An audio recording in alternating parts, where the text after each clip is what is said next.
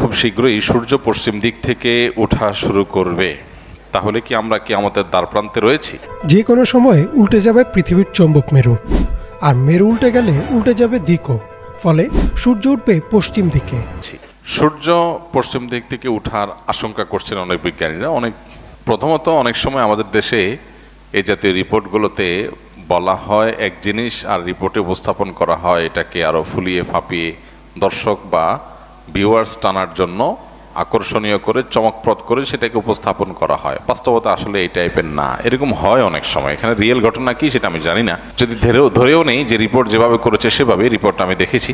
পশ্চিম দিক থেকে সূর্য ওঠার আশঙ্কা করা হচ্ছে, সেক্ষেত্রে সেটা যদি হয় তাহলে সেক্ষেত্রে পৃথিবীতে নানা রকমের বিশৃঙ্খল পরিস্থিতি দেখা দিবে, রোগবালাই, ঘরে ঘরে ক্যান্সার হয়ে যেতে পারে, ইত্যাদি ইত্যাদি অনেক আশঙ্কা বিজ্ঞানীরা করছেন। আমরা যখন কোরআন এবং হাদিসের ছাঁচে ফেলে এই গবেষণাকে মাপঝোপ করার চেষ্টা করি, তখন আমরা দেখতে পাই নবী করিম সাল্লাল্লাহু আলাইহি সাল্লাম কিয়ামতের আগে 10টি বিশেষ আলামত প্রকাশ পাওয়ার কথা বলেছেন, যেগুলোকে আলামাতুস সাআহ আল কুবরা বলা হয়েছে, অর্থাৎ কিয়ামতের বড় বড় আলামত হিসাবে আখ্যায়িত করা হয়েছে। এখানে বড় আলামত বলতে কিয়ামতের একেবারে শেষ মুহূর্তে এসে যেগুলো দেখা দিবে সেগুলোই বড় আলামত, আর যেগুলো অনেক আগে থেকে দেখা দিবে সেগুলো ছোট আলামত।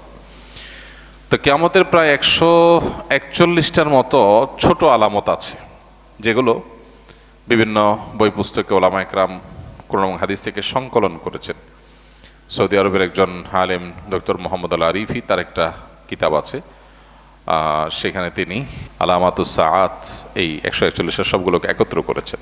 নেহায়াতুল আলম তার সে বইটার নাম, আরবিতে বাংলা অনুবাদ হয়েছে। তো সেই কিয়ামতের আলামতের বইয়ে তিনি 141টা ছোট আলামত উল্লেখ করেছেন, যার বেশিরভাগই পৃথিবীতে ঘটে গেছে, যেগুলো নবী সাল্লাল্লাহু আলাইহি ওয়াসাল্লাম ভবিষ্যদ্বাণী করেছেন ঘটবে ঘটবে ঘটবে, কিন্তু ঘটে গেছে।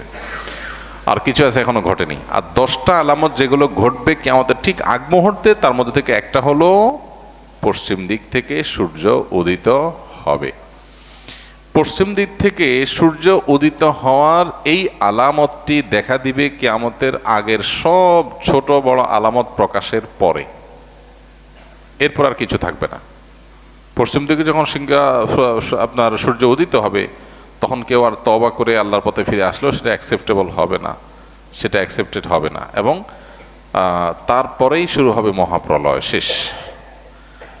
এই যে তার আগে একটা দীর্ঘ রাত থাকবে, বিভিন্ন বিশুদ্ধ হাদিস দ্বারা, কোরআনের বিভিন্ন ভাষ্য দ্বারা কিয়ামতের পূর্বে যা যা ঘটবে সেগুলো প্রমাণিত।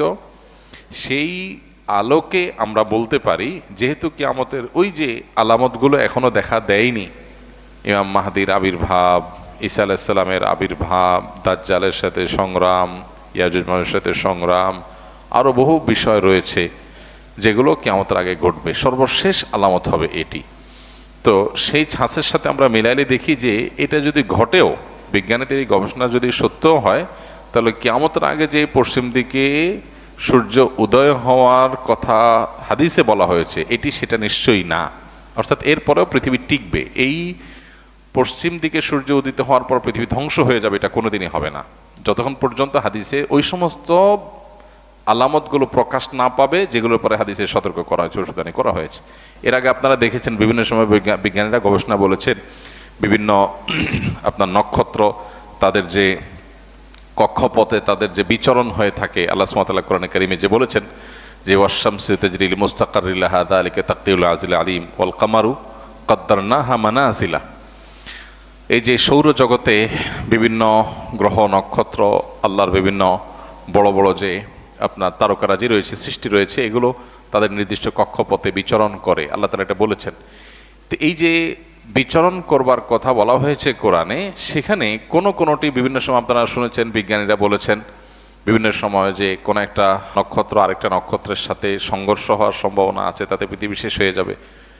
আমরা অনেকে এই সমস্ত নিউজ দেখার পর মোটামুটি জমি জমা বিক্রি করে সব খেয়ে পরে মোটামুটি প্রস্তুত হয়ে গেছিলাম। কিন্তু একজন ইমানদার তিনি নিশ্চিতভাবে জানেন নবী করিম সাল্লাল্লাহু আলাইহি সাল্লাম মহাপ্রলয় হয়ে সৃষ্টি জগৎ শেষ হওয়ার যে ঘটনা ঘটবে তার আগে অনেকগুলো বিষয় বলেছেন, সেগুলো ঘটবে। তার অনেক কিছু এখনো ঘটে নাই, সো আমরা সেটার জন্য অপেক্ষায় আছি। ওইটার আগে কখনো এটা হবে না। যদি এরকম সংঘর্ষ হয়, পৃথিবী যদি ক্ষতিগ্রস্ত হয়ও তো আবার পৃথিবী আবার জেগে উঠবে, এটা ফাইনাল সেই ক্ষতিগ্রস্ত হওয়া নয় যেটি হাদিসে বলা হয়েছে। সো এই পশ্চিম দিকে যদি সূর্য উদিত হওয়ার ঘটনা কোনোভাবে আংশিকভাবেও যদি এটি সত্য বাস্তবায়িত হয়ও, তারপরেও সেটি সেই পশ্চিম দিকে সূর্য উদিত হওয়া নয় যেটার মাধ্যমে সব ধ্বংস হয়ে যাবে। বরং বিজ্ঞানীদের এই সমস্ত গবেষণার মাধ্যমে একজন ইমানদারের এই ইমানটা আরো বৃদ্ধি পায় যে নবী করিম সাল্লা সাল্লাম বা কোরআনে কারিমে যে আপনার ভবিষ্যৎবাণী করা হয়েছে এটা ঘটবে ওইটা ঘটবে, তার কিছু কিছু আছে মানুষ কোনোভাবে বিশ্বাস করতে পারতো না, এক সময় অবিশ্বাস্য ছিল কিভাবে এটা হবে। বিজ্ঞানীদের গবেষণা করে বিভিন্ন বৈজ্ঞানিক থিওরি দিয়ে সেটাকে তারা প্রমাণ করছেন কিভাবে এটা পসিবল, কিভাবে এটা সম্ভব। তাহলে যেটা আমাদের কাছে অসম্ভব মনে হতো, অনেকের কাছে অযৌক্তিক মনে হতো, অনেকের কাছে ইলজিক্যাল মনে হতো, বৈজ্ঞানিকদের গবেষণার মাধ্যমে সেটার সম্ভাব্যতা প্রমাণিত হওয়াটা এটা আমাদের ইমানকে বাড়িয়ে দেয় যে আল্লাহ এবং তার রাসূল সাল্লাল্লাহু আলাইহি সাল্লাম যা বলেছেন আমাদের বুঝে আসতো না এটা কিভাবে হবে, কিন্তু দেখলাম যে পরে বিজ্ঞানীরা বিভিন্ন গবেষণা দ্বারা এটা সম্ভাব্যতা প্রমাণ করেছেন। তখন আমরা আমাদের ইমানকে আরো বৃদ্ধি করি, আরো শানিত করি যে আলহামদুলিল্লাহ আমরা না বুঝেও ইমান আনি। কিন্তু আমার না বুঝে ইমান আনার মানে এই না যে আমি যে বিষয়বতী ইমান এনেছি এটা ইলজিক্যাল, লজিকটা আমার জানা নেই, পরে আবিষ্কার হয়েছে, কিন্তু আল্লাহ যা বলেছেন তার চেয়ে বড় কোনো লজিক হতে পারে না, সেটা আমার এখন বুঝে আসুক আর না আসুক। এখান থেকে বড় ইমান আরো আমাদের বৃদ্ধি হয়। তবে এটা সেই ঘটনা অবশ্যই না যেটি হাদিস